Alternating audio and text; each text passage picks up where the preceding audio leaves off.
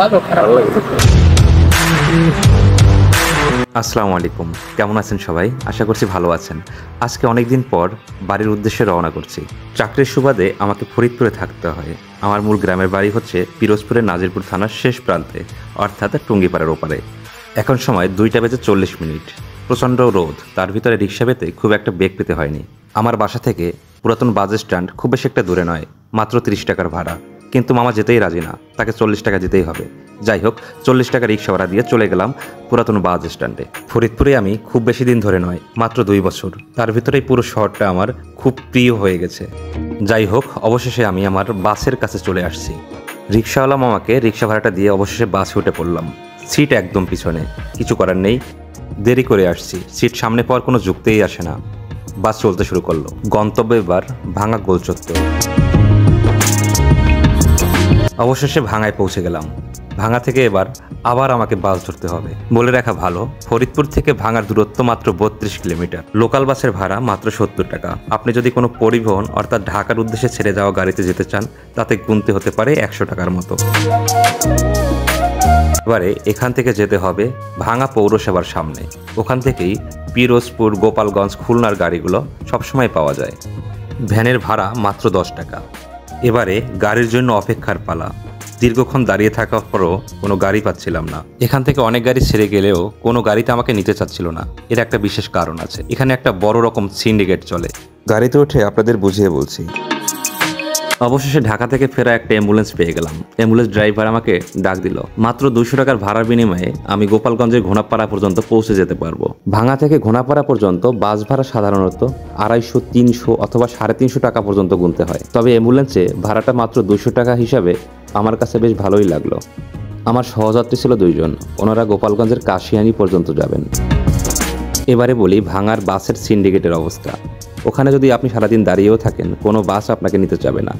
আপনি সাধারণত যে কোনো কাউন্টারে যোগাযোগ করলে কাউন্টার থেকে আপনাকে ওরা বাসে উঠিয়ে দেবে।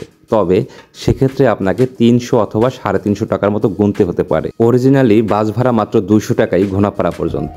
ওরা ওখান থেকে কমিশন হিসাবে 50 টাকা অথবা 100 টাকা পর্যন্ত নিয়ে নেবে।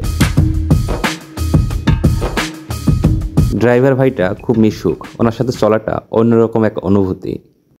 হঠাৎ করেই রাস্তার পাশে গাড়ি দাঁড় করালো। বলল, চলেন তালের রস খেয়ে আসি। তালের রস আমি কোনোদিনও খাইনি, কারণ সবসময় একটা ভয়ে থাকতাম। শুনেছি তালের রস খেলে নাকি নেশা হতে পারে। এই ভয়ের কারণে কখনো খাওয়া হয়ে ওঠেনি। আপনি গোপালগঞ্জের ভিতর ঢুকলেই রাস্তার পাশে এরকম অনেক ভ্রাম্যমান দোকান দেখতে পাবেন। ক্যামেরা দেখে ছেলেটা একটু ইতস্তত বোধ করলো। উনি ফেস দেখাতে চাচ্ছে না। আমরা যেহেতু 2 জন, তাই 2 গ্লাস তালের রসের অর্ডার দিলাম। খাইলে নেশাটা হবে না তো আবার, বুঝো? কিন্তু আমি কিন্তু নেশা টেশা করি না, এটা বুঝে দিও। মাছ ফেস দেখাবো না।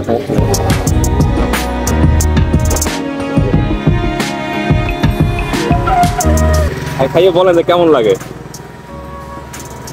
ভালো খারাপ লাগে। এবার আমার খাওয়ার পালা।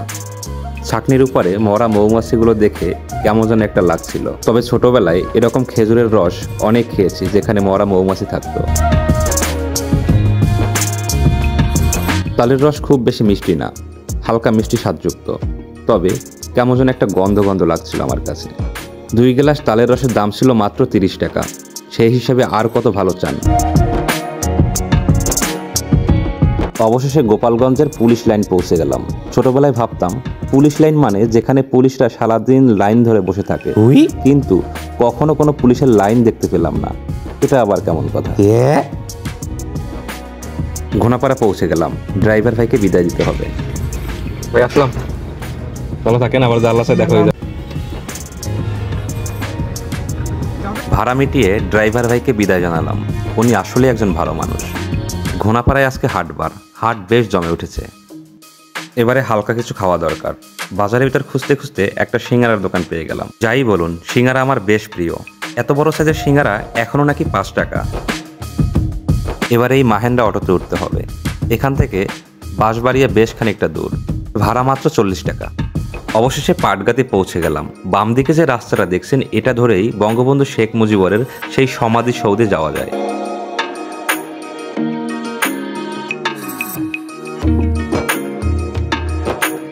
এটা হচ্ছে পাটগাতি বাজার। অত্র অঞ্চলের ভিতরে সব থেকে বড় বাজার এটি। সকাল থেকে গভীর রাত পর্যন্ত এখানে বেচা কিনা হয়।